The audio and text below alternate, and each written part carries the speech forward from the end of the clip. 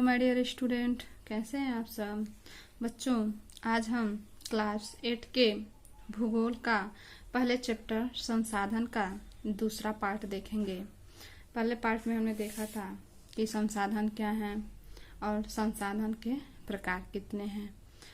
तो सबसे पहले हमने संसाधन समझा था कि संसाधन वो वस्तुएं हैं जो हमारी आवश्यकताओं को पूरा करती है, वो संसाधन है। संसाधन दो प्रकार के होते हैं, प्राकृतिक संसाधन और मानव निर्मित संसाधन।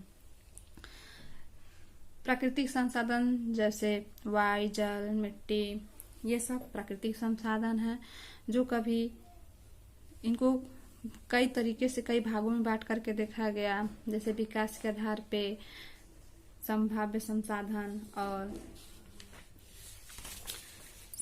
वास्तविक संसाधन, और फिर उत्पत्ति के आधार पर के जय और अजय में देखा था, और फिर विस्तृत रूप से इन्हें नवीकरणीय और नवीकरणीय रूप में देखा गया था, और फिर संसाधन के वितरण के आधार पर इन्हें सर्वव्यापक और स्थानिक रूप में देखा गया था। वास्तविक संसाधन वो था जिन्हें हमें ज्ञात हो, और संभाव्य संसाधन वो था जिनकी हमें ज्ञात नहीं है। तो इस तरीके से हमने संसाधनों के बारे में पढ़ा था। आज का हमारा टॉपिक है मानव संसाधन, कि मानव संसाधन क्या है। करा कि मानव संसाधन से तात्पर्य लोगों की संख्या और योग्यता से है, यानी कि लोगों की संख्या क्या है, उनकी योग्यता क्या है, चाहे वो मानसिक हो चाहे वो शारीरिक हो। यद्यपि मानव को संसाधन मानने के संदर्भ में लोगों में मतभेद है, और इतना होते हुए भी इस तथ्य को इनकार नहीं किया जाता कि मूलतः मनुष्य की कुशलताएं ही भौतिक पदार्थों को मूल्यवान संसाधन बनाने में सहायता करती है। यानी कि मानव संसाधन वो है जो कार्यरत लोगों को माना गया है, यानी कि जो कार्यरत लोग हैं, चाहे वो मानसिक रूप से कार्यरत हो चाहे वो शारीरिक रूप से कार्यरत हो, वही मानव संसाधन है। करें कि लोग और अधिक संसाधन बनाने के लिए प्रकृति का सबसे अच्छा उपयोग तभी कर सकते हैं जब उनके पास ऐसा करने का ज्ञान, कौशल तथा प्रौद्योगिकी उपलब्ध हो।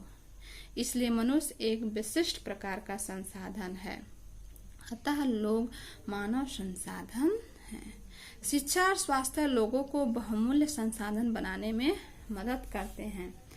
क्या? शिक्षा और स्वास्थ्य। अच्छी शिक्षा मिल जाए, स्वास्थ्य अच्छा रहे, तो जो व्यक्ति का चाहे वो शारीरिक हो चाहे वो मानसिक हो, वह अच्छा बहुमूल्य संसाधन बन सकता है। और अधिक संसाधनों के निर्माण में समर्थ होने के लिए लोगों के कौशल में सुधार करना मानव संसाधन विकास कहलाता है। उसके बाद पॉइंट है संसाधन संरक्षण। करा कि मोना ने एक बुरा स्वप्न देखा। उसने देखा कि पृथ्वी पे सारा जल सूख गया है और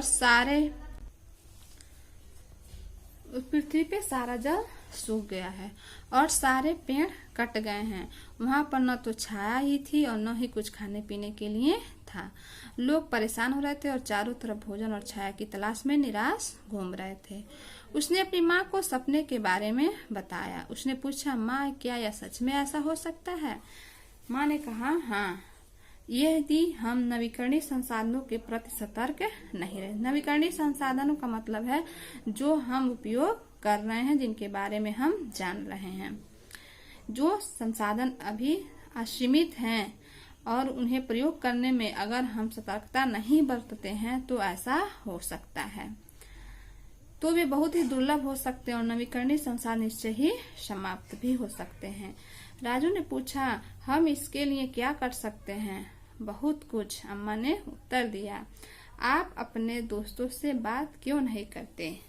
संसाधनों का सतर्कता पूर्वक उपयोग करना और उन्हें नवीकरण के लिए समय देना संसाधन संरक्षण कहलाता है। यानी कि अगर हम उन्हें सतर्कता से, ध्यान से, कम रूप में अगर हम प्रयोग करते हैं तो फिर उन्हें नवीकरण, फिर उन्हें नए रूप में बदलने के लिए समय मिल जाता है, और वही हमारा संसाधन संरक्षण कहलाता है।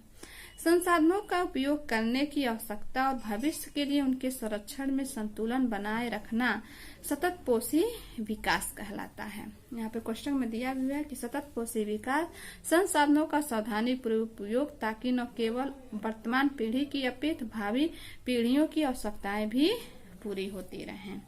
तो ये होता है संसाधन सतत पोषी विकास। संसाधनों के संरक्षण के अनेक तरीके हैं। प्रत्येक व्यक्ति उपयोग को कम करके वस्तुओं को पुनः चक्रण और पुनः उपयोग द्वारा योगदान दे सकता है। अंततः यह एक विभिन्नता बताता है, क्योंकि सभी जीवन एक दूसरे से जुड़े हुए हैं।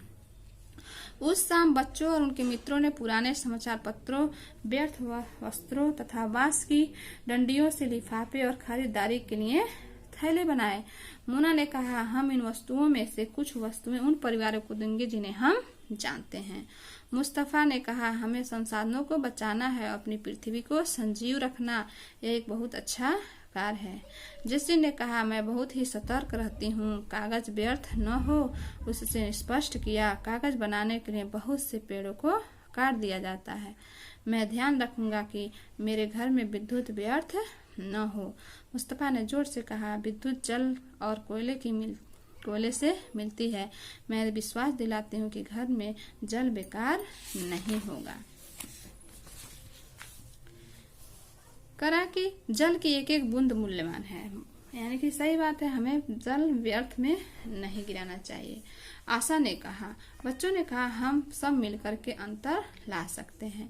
यह कुछ कार्य मोना, राजू और उनके मित्रों ने किया। आपका क्या विचार है? आप संसाधन संरक्षण में कैसे मदद करने जा रहे हैं? हमारी पृथ्वी और इन पर निवास करने वाले लोगों का भविष्य पेड़ पौधों और परितंत्र की सुरक्षा और संरक्षण से जुड़ा हुआ है।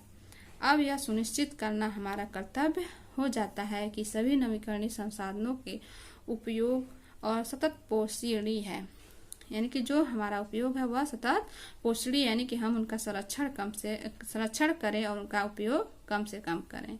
पृथ्वी पर जीवन की विविधता संरक्षित की जाए और प्राकृतिक पर्यावरणीय तंत्र की हानि को कम से कम किया जाए।